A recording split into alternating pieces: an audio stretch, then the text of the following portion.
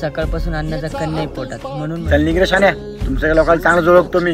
हे असले पैसे कमावले धंदे आहेत तुमचे. चल निघ रे. दादे गावाकडचा दिसतोस. हे घे पैसे, काहीतरी खाऊन घे. जास्त पैसे नाहीयेत, पण याने तुझं पोट नक्की भरेल.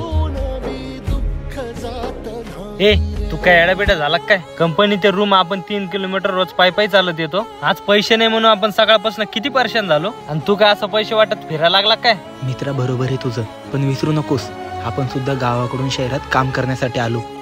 अरे कित्येक दिवस वडापाव खाऊन भूक भागवली आणि कित्येक वेळेस उपाशी पोटी झोपून गेलो. भूक काय असते हे आपल्याला चांगलंच माहिती आहे. आणि भावा, ज्याला भुकेची जाणीव असते ना, तो दुसऱ्याला कधीच उपाशी बघू शकत नाही. सुकलेल्या भाकरीला पाण्यासंग खाऊ गड्या, पाऊल थकलं नाही.